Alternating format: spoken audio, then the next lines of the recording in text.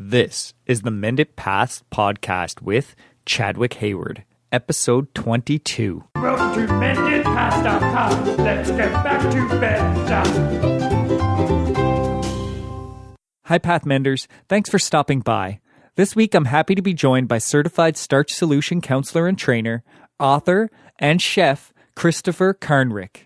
Prior to embracing a plant-strong lifestyle, Christopher ran 2 successful restaurants in Seattle and later a culinary school which also provided culinary holidays and private-themed dinner parties in Spain. He also authored the book Kitchen Disasters, Solutions and Substitutions, and co-authored Dinner for 6 at 8.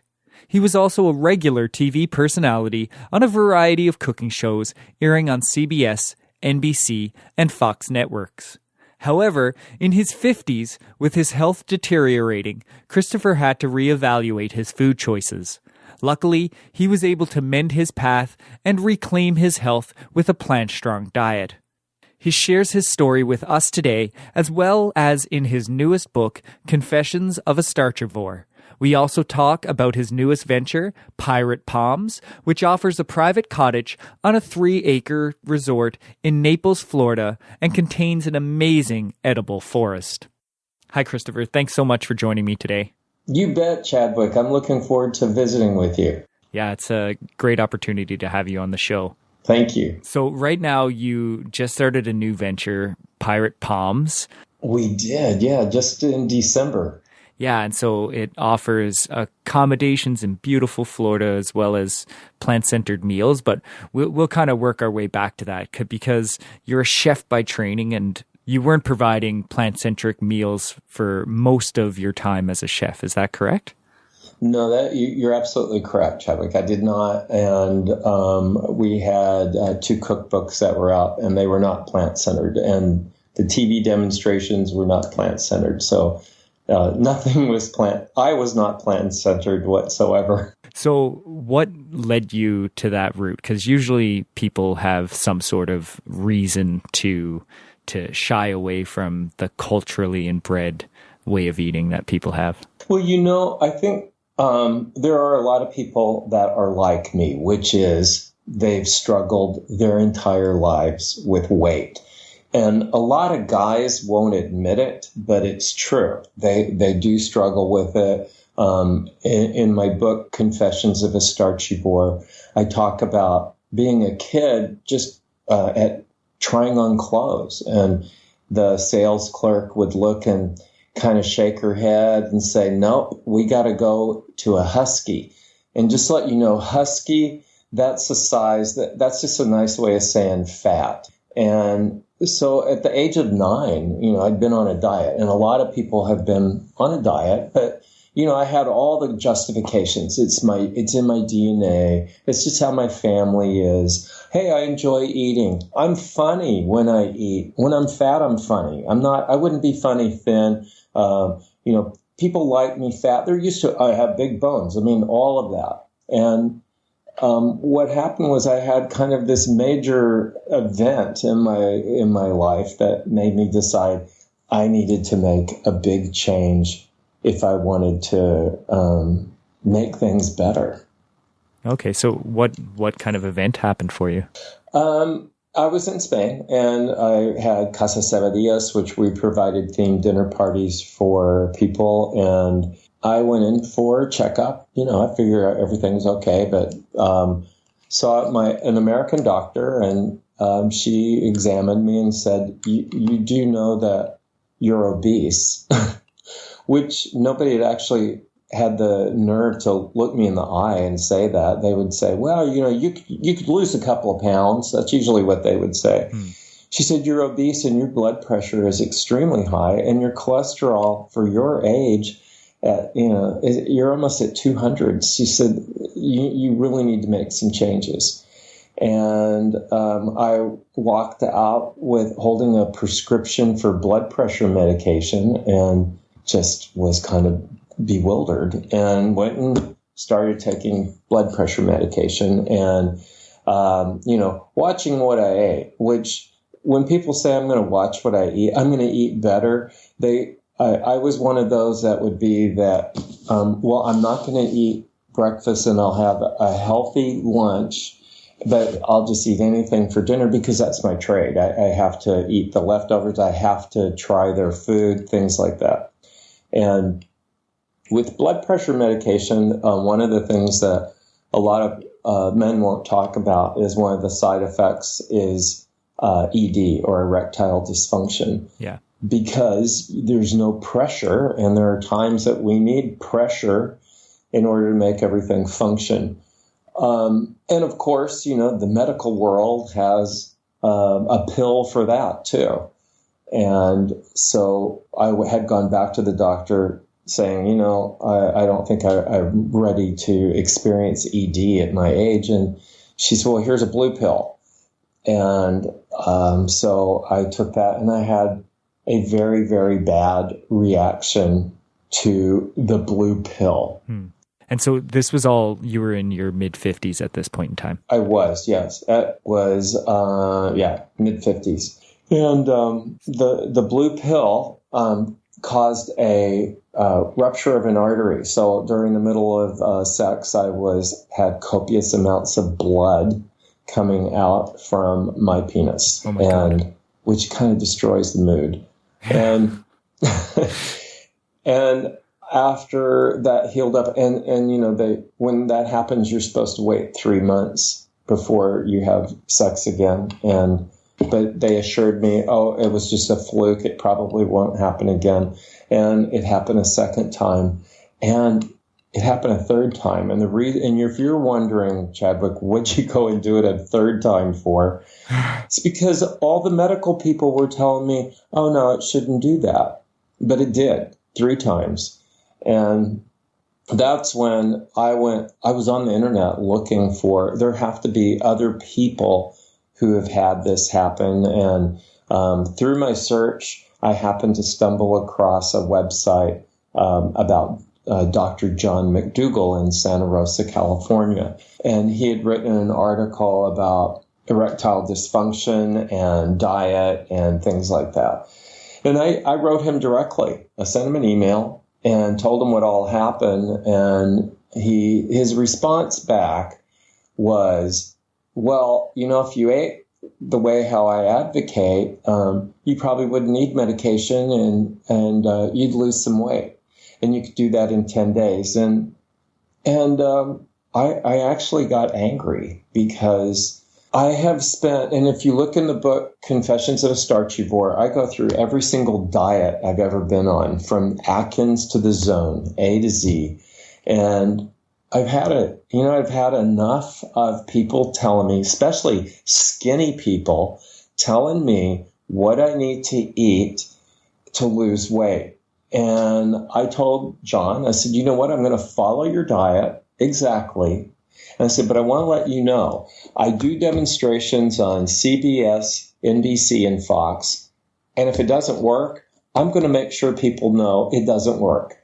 And I tried all the allowable food for 10 days.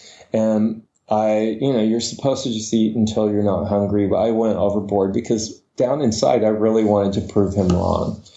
And at the end of 10 days, my blood pressure dropped to 120/70.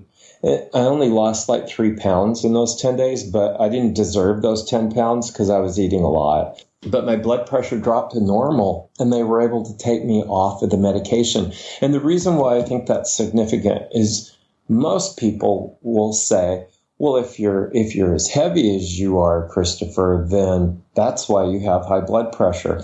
I only lost 3 pounds, and my blood pressure went to normal. It wasn't me and my fat. It was the food. Yeah. And then I just kept going, and which I've now lost 80 pounds. Oh, wow. That's incredible. And your blood pressure remained normal after you stopped taking your medication? Yes. The only time my blood pressure raises is when people say that you need to eat meat. I'm kidding. No, my blood pressure has maintained at 120/70, and I don't. And people say, oh, well, you hurt. The reason why you hurt was because you were fat. The pain was going away before I'd lost the significant amount of weight. And my cholesterol, currently, I just had it tested in November. And instead of hovering at 200, my total cholesterol was 98. Oh, wow. Yeah. That's incredible. They had to test it twice because they had never seen results that low before. That's incredible. And so after that 10 days, you were hooked. You were a believer. You were no longer trying to prove McDougall wrong. Well, here's the thing. I love food. I love to eat, and I don't like people messing with my groceries. And you know what? I get real food. It's good food. It's stuff I like. And, and a lot of people go, oh, I don't know how you could eat that. And it's like, what do you mean? Like beans and rice, which I happen to love. And a lot of people say, well, we're a chef. There are so many things that you can do and you can eat, and it's super easy. And you're not using oil, so you don't have a messy kitchen to clean up. Yeah. Your utensils aren't all greasy. And if you're a chef, you're not worried about if you have any salmonella contamination on any of your other food. You don't have to worry about how long has this been sitting out. And it's actually very liberating professionally as well. Yeah, I definitely enjoy not having to be concerned about cross-contamination in the kitchen anymore. Yeah. It's a weight off your shoulders. I used to hate cooking for that very reason. I felt like OCD. I'd be washing my hands 25 times trying to make supper. And now it's like, no, you just go make supper. Yeah, or you can actually, eat the raw dough because there's nothing in there that can kill you. Yeah. Yeah, I know I don't follow the food safety rule. Like I'll cook a soup, and then when it's done, I'll leave it on the stove for 2 or 3 hours before I dish it out into individual containers and put it in the refrigerator. And I'm not concerned about bacteria growth in that time because there's nothing in there that should have those toxins like E. coli or salmonella or any of those bad things. Yeah, you're correct. So you also did an immersion with Dr. McDougall. Was that right after those 10 days, or when did you decide to jump in a little more? I had waited. I had been doing it for 2 years, and then I really wanted to go in person. But I did write Dr. McDougall, and I said, I've already been doing this for 2 years, and will it be worth it? And And he said other people who have, they like it, and people who've been following the plan, and it was the best decision I ever made. As a matter of fact, I made friends too. There's a group of 4 of us, or 4 friends. There'll be a total group of 6 of us. We're all meeting this weekend on the Holistic at Sea. It's a cruise ship where a bunch of us that eat this way float around the Caribbean for a week. Oh, that's awesome. But not only was it the camaraderie that was nice, the food, oh my God. It's an all-you-can-eat buffet 3 times a day, plus there's a sweet card that you go in, and there's a suite with food in there. The whole point of it is not to be hungry. And I got to witness 45 people who, a lot of them, this was their last resort. After this, it's surgery. And I got to see so many people get better in 10 days. And so there was that. And also there were excursions, there were lectures, because it's good, for me, it was good to understand the science behind why I was doing all this. Yeah, you knew it worked. It's nice to know the mechanism. I knew it worked, but I wanted to know why. I wanted to know why I was so addicted to cheese. And now I understand the scientific components of what's in cheese and why it works. And so I think once you own and know that addiction, then it's easier to handle it. Absolutely. It's definitely easier to overcome once you're aware of the many processes that are stacked against you, like the fat that's in it that's triggering that dopamine response, or the opiates that are literally addicting in cheese. Yeah.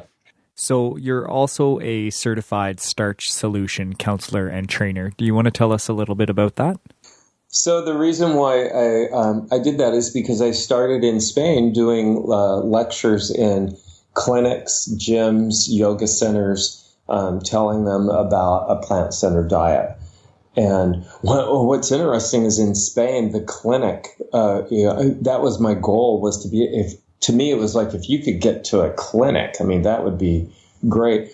I was interviewed by every doctor, and they even made me submit to a blood test before they would let me lecture, because they wanted to actually see what my cholesterol and blood work looked like. That would be totally illegal here in the United States, but in Spain they did. And and based on the blood work, they let me come in and give and do training there in their clinic.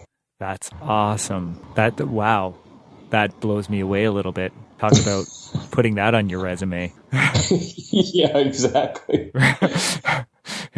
Here's my resume and a sample of my blood. Yeah. Well, the only thing I will tell you that I was disappointed about that, and since being in the United States, I've done lectures in other clinics. One of the things that is difficult is when a patient is told to go to a lecture because they have, they have high blood pressure or they have coronary disease, and they don't really want to go. It's not as much fun to train as it is for people who are committed to making changes. But you do get to meet people who you see just how well they've earned the damage that has happened to their body. And I do blame, I personally blame the food industry. I don't blame the individual. But to me, when people are manipulating my food in order to get a dopamine response, so I will go back and buy more, that bothers me. Yeah. It's hard as an individual to compete with that. Yeah, especially when the information to help you compete against that is relatively hidden. And what I find really sad is that there are people who there's even a TV show, My 600-Pound Life, where you can see what the addiction has done. And then what they don't see is, the doctors are very good at, they can go in and slice your stomach open and take 2/3 of it out. And even that isn't successful. And the only reason why I mention that is and I mention it in my book, Confessions of a Starchivore, that I considered bariatric surgery because I thought, well, that'll take care of it because I had no control. But following a plant-centered diet gives you the control. Well, you can have a bounty of food. Like you said, you ate more to prove a point. You ate more than to fullness, and you still were able to lose weight in that 10 days. Absolutely, yeah. So what does your diet look like now? So for right now, breakfast, since we have a bed and breakfast, it's usually, I will have to say breakfast is pretty good, only because I have to prepare for guests. But some of the favorite things that people like is a vegan quiche that I make, and a lot of people will ask me, well, how are you doing that? And on that one, it is gluten-free, and I don't use tofu. And so then they get all giddy and excited about it. But a lot of people want to know, how did you do it without a crust? And I'll tell you. So, Chadwick, and your listeners know. The secret is buying a silicone pie plate. Oh, okay. And so you make it, bake it, and then chill it overnight. And in the morning, peel back the silicone off of it and put it in a regular pie plate and warm it back up. And everybody thinks you just baked it, and it magically was nonstick. Ah. And that's how you get around that. But we just had some people that were here from England, and so I was inspired to fix them an English-style breakfast. And so I made black pudding, but completely compliant, which they were amazed because they said it did taste like black pudding, but it didn't have that blood flavor. And the black pudding was basically black beans, and rice with spices that you would use to make black pudding. And so once that was baked, it did have the resemblance. The only thing I do a little bit differently is I toss in some white beans into the dough so that when you slice it, it visually looks like those little pieces of fat, but it's pieces of white bean. That's clever. But a simple breakfast, if I'm not doing breakfast for guests, I like just plain oatmeal, to be honest. Oatmeal's an amazing breakfast. You can do so much with oatmeal. Oh, I know. I go through tons of oatmeal. And my favorite is when people go, your recipe calls for oat flour. I can't find oat flour. And it's like, just put your oatmeal in the blender. Yeah. You now have oat flour. Absolutely. And then lunch is usually something... Around here, it's usually, whatever's around. So if it's leftovers or, a sandwich, I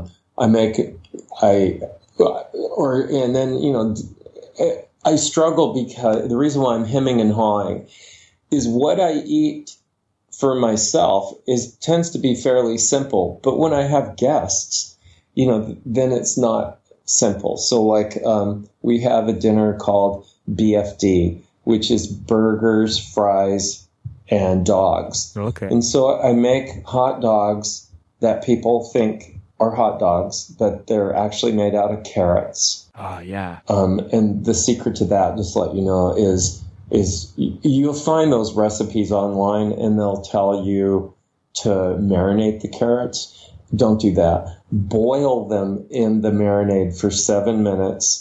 Chill them, and then freeze them. And after you freeze them in the marinade, and then when you pull it back out, you can throw them on the grill, and they taste like a hot dog, and they have more of a texture of a hot dog. So that, or, pizza, burgers. A themed dinner that I just did the other night was called An Evening in Provence.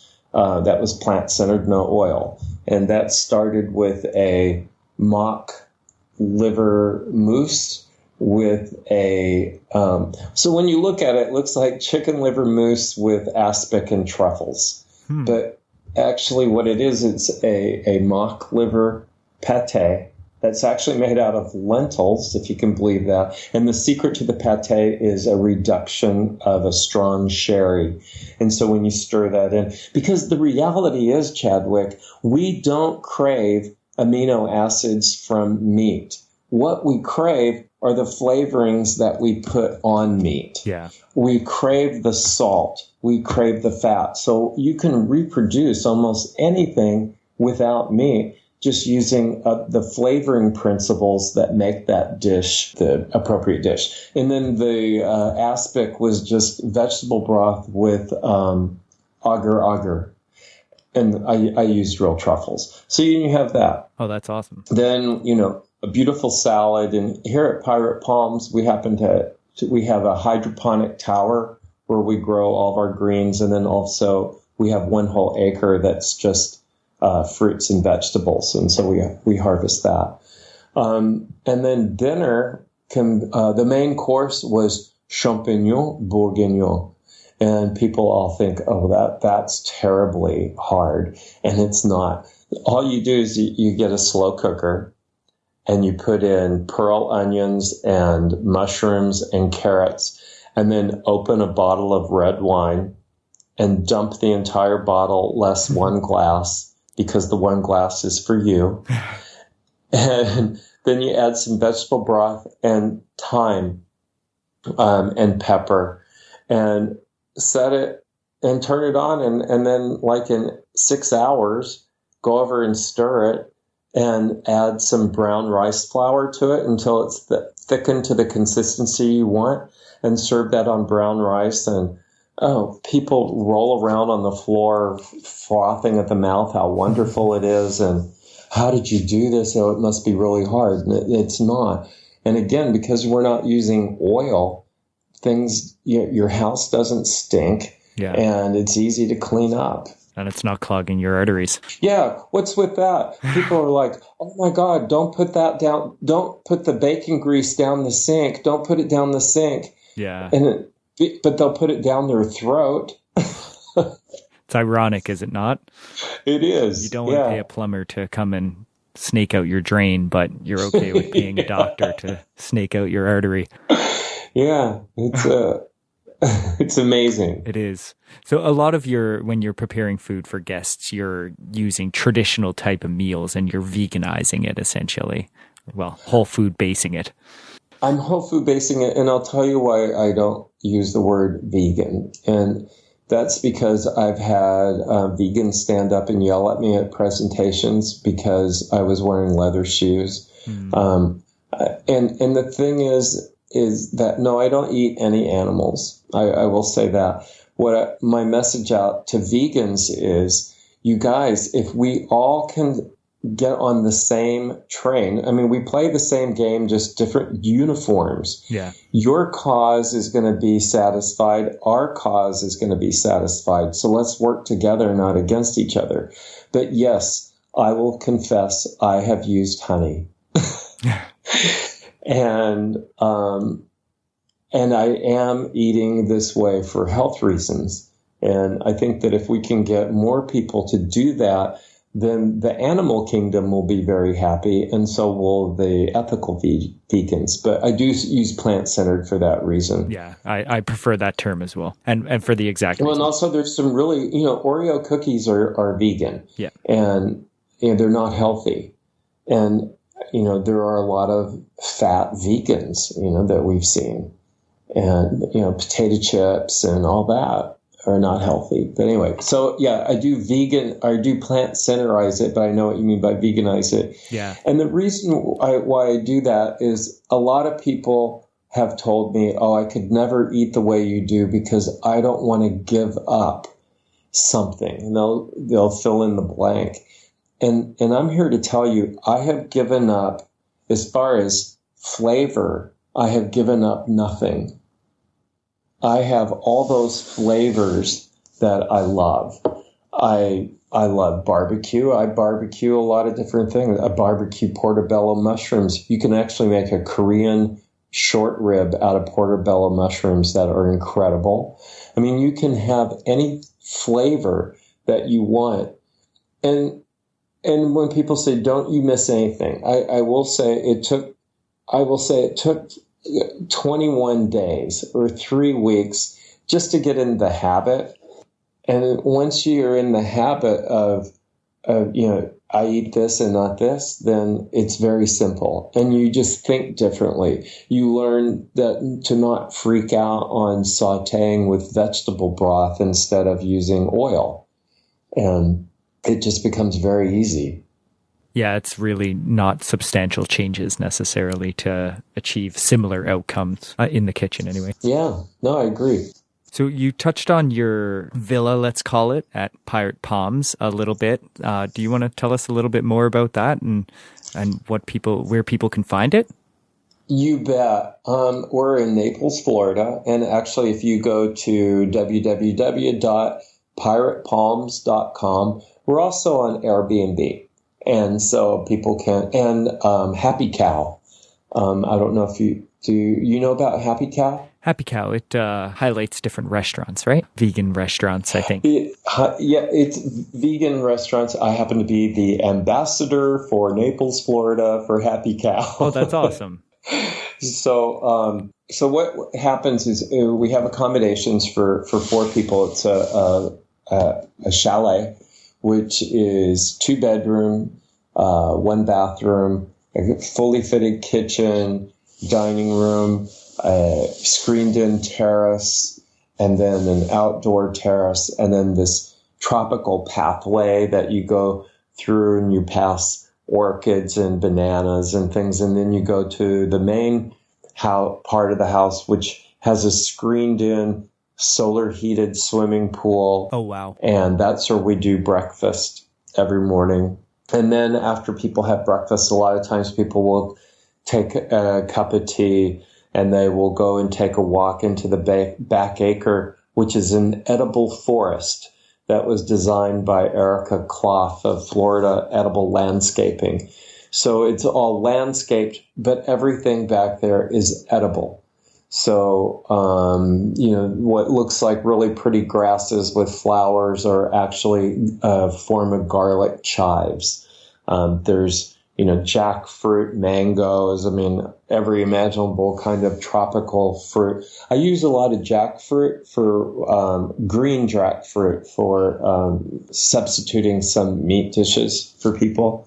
And so people will wander back there to look around and take it all in. And so that's what Pirate Palms is. And then people also will hire us to do lunch and dinner. And sometimes they'll ask for demonstrations or classes. And then we also offer the Starch Solution training that is available here as well.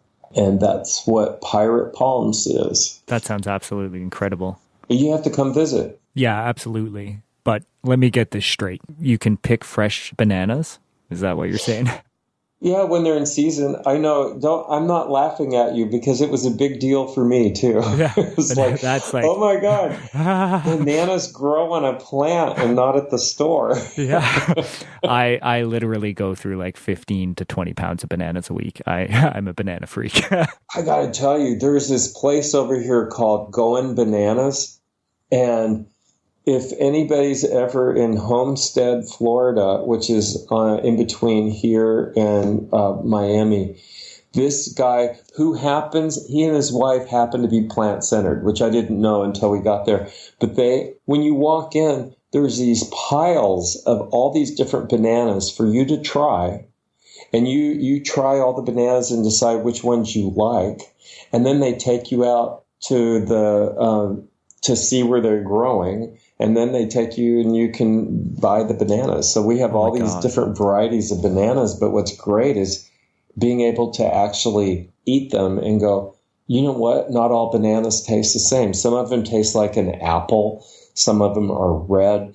There's some that are little round balls. My mind is a little bit blown here. There's some called praying hands, which the bananas aren't separate. They're all stuck together, but they're big. So you slice off one side because you can't pull it off like a traditional banana, and the flavor is very different on those. And wow. So yeah, there's a lot of stuff to see when you're here.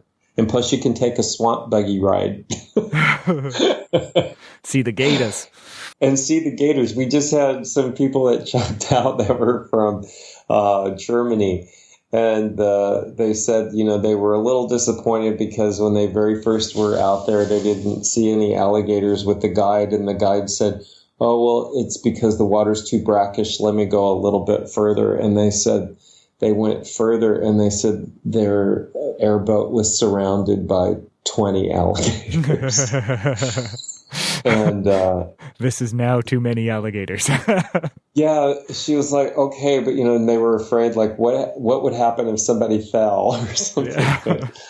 Probably wouldn't be good. So what's the growing season there? The what? The growing season for your edible forest. The growing season will go from January 1st until December 31st. All year, eh? All year, yeah. So like right now, I've got cabbage and kale and chard, but I can plant other things if I want because, the temperature stays. Right now we're having a cold spell. It's like at 80 degrees. So it'll be like 60 at night and 80 in the daytime. In the summertime, it'll be like 70 at night and we'll get up in the high 90s during the daytime. Wow. So the summertime, there's a torrential downpour of every afternoon of around 4 or 5 o'clock, but it's over very fast. But that keeps everything damp and wet and tropical. And because we have so many spaces that are screened in, you don't have to worry about mosquitoes. And we don't use pesticides. That's the other thing. A lot of people will ask, they'll ask, what do you do with leftover food or what do you do with scraps? Of course, we have a composting area over by the bananas. Bananas love compost. We have worm composters. If we have to deal with fire ants, we use neem oil. But because everything is edible, we don't use any pesticides back there. Yeah, so it's all organic. Mm-hmm. Yes. And the water is, we're on a well, so we use untreated well water to irrigate. The water on the premises is treated by carbon filters, and then it is softened. And then we also have a reverse osmosis. Wow, that's awesome. So switching to plant-based really has made a change in your life, not just from a personal health perspective, but it's changed the direction of your career as well. It has that, and I can now wear skinny jeans, and, I've never been able to my whole life. But, career-wise it changed, but you know what I think is more important than that is anybody who has dealt with their weight will appreciate this. All of you know that one bad weekend and you can put on 10 pounds. Even a bad meal, you can put on 5 pounds.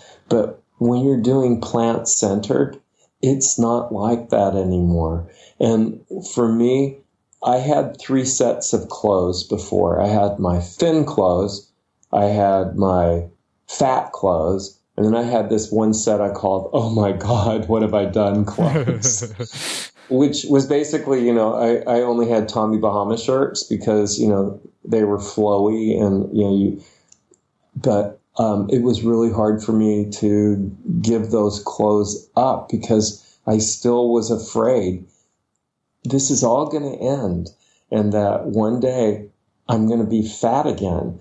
And it took 4 years before I could get over the fact that as long as I'm eating plant-centered, no oil, it's not coming back. And it is very liberating because most people know, and even if you are telling yourself you're comfortable, when you're fat and you're out in public eating, people are looking around going, they really shouldn't be eating that. And now I don't have that happening anymore. And it is incredibly freeing. So how long did it take for you 4 years to let go of that old clothes? It did. I'm not kidding. It took 4. I just kept, and I was just doing a lecture at a clinic and somebody raised their hand and asked me, they said, "What motivates you now to prevent you from going back to the old ways?" And I just said, I never, ever want to go back to the life that I had to deal with being overweight. And I mean, a lot of people won't confess to you, but I will, Chadwick. First of all, there are things like a lot of people will say, "Well, I don't see any pictures of you without your shirt on those before pictures." Well, there is no way I would allow anybody with a camera to be around me without my shirt on back then. The other thing is that they'll say, "Well, you didn't seem so." If you look at any old picture, I've either got a pillow I'm holding on the couch around my stomach, or I've got somebody in front of me.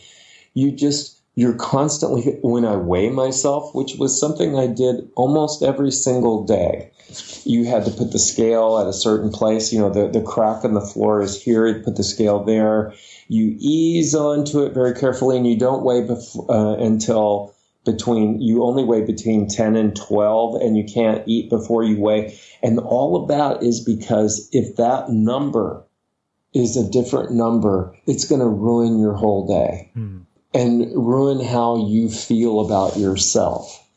And what baffles me is I just want everybody to know you can break out of all of this and still eat really good food just by going plant-centered, no oil. Yeah, you were a slave to the scale. Absolutely. And your value was dependent on what number it said. Yeah, absolutely. So that's not the case today. Like if you weigh yourself today, it doesn't have the same emotional impact. No. And what happened was I had a trainer in Spain. who, when I very first started this journey, was helping me he didn't subscribe to it, but because I did, he decided he would do everything he could to be supportive. And one of the things he had me do was to take a photo of every single thing I ate. And what was funny was I asked him, did you ever get tired of looking at the photos? And he said, I never looked at them. He said, that was for you. And and I had to make a commitment to him to only weigh once a week. Okay. And which I did that. And then after a while, it was once every 2 weeks, and then it was once a month. And now today, to be honest with you, I do two things. One is I check to see how my clothes are fitting, like my skinny jeans. And the other one is there is somebody, I don't, a lot of people say, oh, well, you go to the gym. I encourage people to do any kind of activity that they enjoy. And there were certain things I enjoyed at the gym. I enjoyed the camaraderie and going there. But I had to get a trainer because before I was on cardio machines all the time and getting nowhere, and they were reducing the amount of time that I would spend. And but anyway, he gave me tasks not to weigh so much. Now I will go to the gym and there's somebody who will measure my body fat because I'm always curious about, because you can't really get that on the scale. No. And if I gain a pound, then I want to go and I'm going to check the body fat. And it's like, hey, look, my body fat has gone down to, 14%, but I gained a pound. So that's good. And that's not a bad thing. Yeah. And of course, people always, ask, where do you get your protein? That is a common question. I know. You're not getting enough protein. You know what kills me is I was talking to a friend of my mom's. She's on statins. She had to go to the hospital because of side effects of the statins. And I asked her, well, why don't you just quit eating things that contain cholesterol? And that just seemed to she just looked at me and she said, well, that's extreme. And I'm like, you're in the hospital. You now have a pacemaker and they've told you that all your problems are based off of statins, but you think not eating, and then when people say, well, how do you know if it has cholesterol? I just tell them because a lot of people say, oh no, I eat fish. And it's like, if it has a liver, it has cholesterol. Yeah. Because, we produce our own cholesterol. We don't really need to eat other cholesterol. That's right. And having a pacemaker is extreme. Yeah, thank you. There's no doubt about that. No, don't worry. We're just going to slice up in your leg and take out a vein and stitch it onto your heart. Yeah, or you need a device to shock your heart at periodic times. Yeah. Like that. No, that's pretty extreme. I agree. So if someone's coming to take your course, how long would they need to stay with you to do the whole course, let's say? Well, ideally I would tell somebody to come for 7 days, but a lot of people don't want to do that. And I think that it depends on the individual, but we will do 3-day programs. And so if somebody wanted to go through everything for like an intensive 3 days, they can do that here at Pirate Palms, and we'll have all the backup material for them. We'll take them to a couple of restaurants to show them. That's the hard part. Is when people say, "What's the most difficult?" The most difficult part about this way of eating, there are two things: family and friends. Those are the most difficult. But restaurants can be a challenge, but we take them to a restaurant to show them how to work with a restaurant in order to be able to get a compliant meal. So we do things like that. That sounds awesome. Yeah, I agree that family and friends, it can be hard. It feels like you're swimming in the opposite direction of the flowing water in the world we live in presently. Well, we are.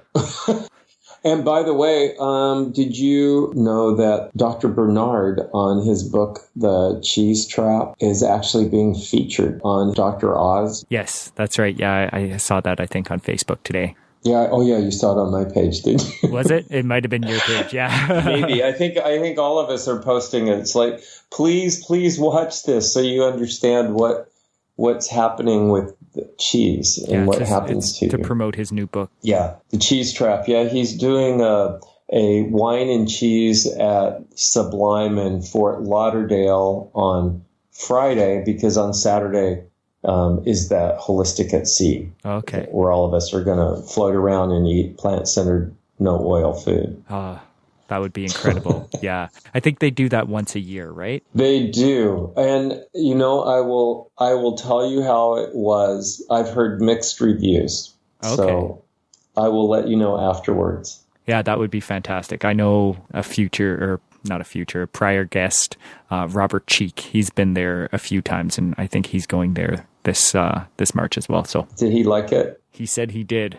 He seemed to really like it. So it seems pretty incredible. It's got some pretty big names in attendance. So it does. I have to admit, though, I mean, when you're looking at some of the lectures, I mean, you do crack up laughing. You know, like one of them was busting the myths of coffee enemas, and it's like, you know, that was just not something I was planning on listening to on a cruise. Yeah, I think that's that particular one is part of the Grayson therapy. Oh, okay. Yeah, I'm pretty sure Dr. Greger at Nutrition Facts has a video on that. I think it hasn't been shown to decrease your recurrence rate, and it may kill you. So So it's like, you probably want to avoid doing any coffee enemas. Who came up with this idea? In my quest for weight loss, you know, I actually went up to the Alpahara Mountains to this yoga retreat. This was before the Plant Center, because I was trying anything. Okay. And it was a juice fast where you went to this place and you had to have 2 enemas a day. And then, you know, one day they said, today we're going to have a coffee enema. And I was like, could I please just drink the coffee? But, and, you know, I lost 14 pounds in 2 weeks, and I gained it all back, I think, in 2 days. Oh, wow. A juice fast is a great way to start a transition, I think, or to supplement, but it's not very helpful if you're going to go back to your standard American diet or Western diet right after. Exactly. No, I agree. For resetting your system, and then for people who want to do that, I think it can be beneficial. But what's great is just being able to eat the food and know that your body's detoxing itself because you're not taking in the toxins anymore. Yeah, it's an empowering feeling knowing that you're fueling your body for healing. So I ask my guests that come on if they were to provide one piece of advice for path menders that are either on the fence or just starting their journey, what would that be?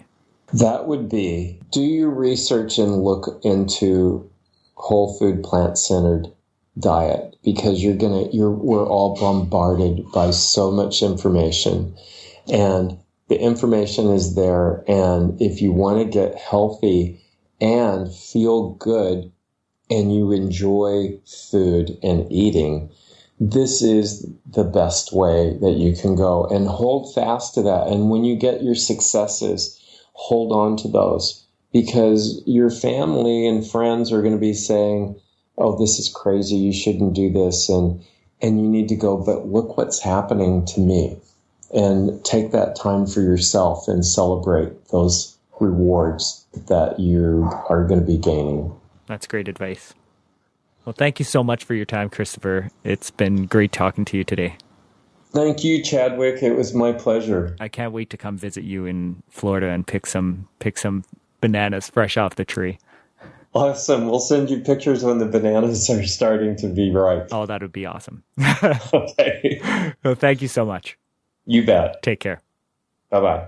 Well, that's all the time we have for this week. Thank you so much for listening to the Mended Paths podcast at www.mendedpaths.com. If you haven't already done so, please like our Facebook page at www.facebook.com/menditpass. See you all next time. Visit menditpass.com and get back to bed now.